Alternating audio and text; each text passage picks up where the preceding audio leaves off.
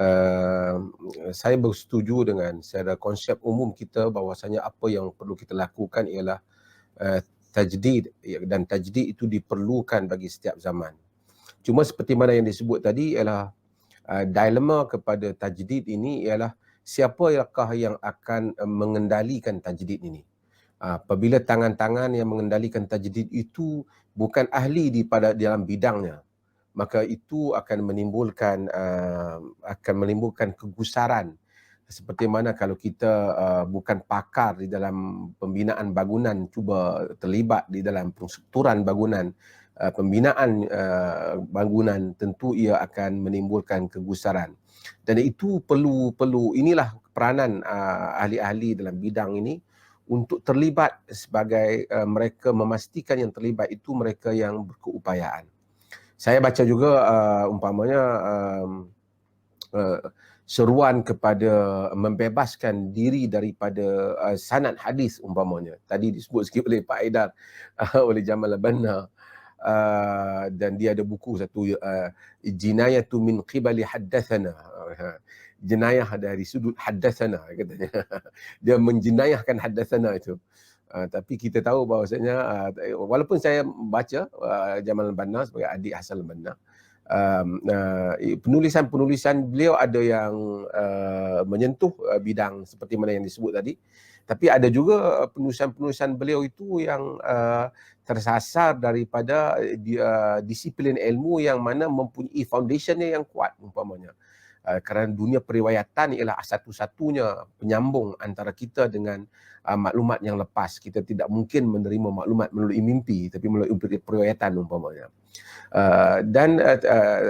Tapi apa yang disebut oleh Pak Haidar tadi penting, iaitu kita perlukan kepada tajdid, dan yang menghubungkan tajdid ini, saya suka juga dengan apa yang disebut oleh Maulana Abul Hasan Ali Anadwi, bahawa itu kita mengambil manfaat daripada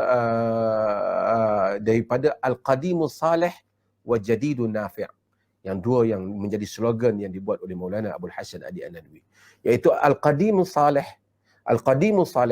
yang lepas, yang masih lagi dapat berfungsi dengan baik dalam kehidupan moden kita, dan al-jadidun nafi', dan yang baru yang memberi manfaat.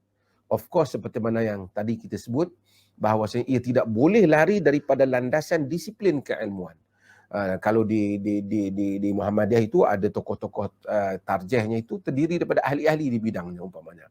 Tapi jadi masalah kita di Malaysia umpamanya, ada yang bukan, dia mungkin lawyer dalam bidang lain, kemudian bercakap tentang masalah tentang usul fiqh, nak mentajdidkan usul fiqh, nak mempertikaikan tentang bagaimana ilmu sanad dan seumpamanya, yang ia bukan di bidangnya. Saya rasa di Indonesia juga ada hal-hal yang seperti itu terjadi, sehingga golongan liberalis itu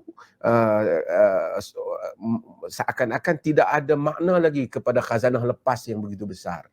Sedangkan khazanah itu mempunyai konteksnya dan telah menyumbang pada konteksnya, dan konteks itu boleh muncul bagi setiap zaman. Ia mungkin pada satu zaman ia muncul dan kemudian ia menghilang, dan konteks itu mungkin muncul balik pada zaman kemudian. Ini yang disebut oleh Imam Syatibi dan Al-I'tisam umpamanya, bahawasanya kadang-kala ada qaul yang dhaif pada satu zaman, ia menjadi kuat pada zaman yang lain disebabkan pada konteks yang baru yang dilalui. Dan ini ada peranan yang sedang kita buat. Dan peranan ini saya rasa kita dapat gabungkan, insya-Allah kepakaran mungkin di Perlis, menumpang juga dari kepakaran yang banyak yang ada di Muhammadiyah, boleh digabungkan tokoh-tokoh ini untuk kita sama-sama melihat ruang-ruang pandangan-pandangan baru fiqh untuk bagi suasana kita yang tadi Pak Haidar sebut fiqh bagi, kalau Qaradawi sebut fiqh aqaliyat ataupun fiqh golongan minoritas ini, tapi kita mungkin ada fiqh untuk orang masyarakat yang seperti kita ini. Orang Melayu mempunyai latar budayanya, dan kita tahu bahawa al-adatu muhakkamah. Adat itu diambil kira di dalam hukum hakam juga, apabila adat-adat yang tidak bercanggah dengan syarak itu. Kemudian kita mempunyai keserumpunan yang kesamaan kita. Kita mesti melihat bagaimana pendekatan. Kita lihat juga kadang-kadang berapa usaha tajdid dilakukan di Nusantara ini.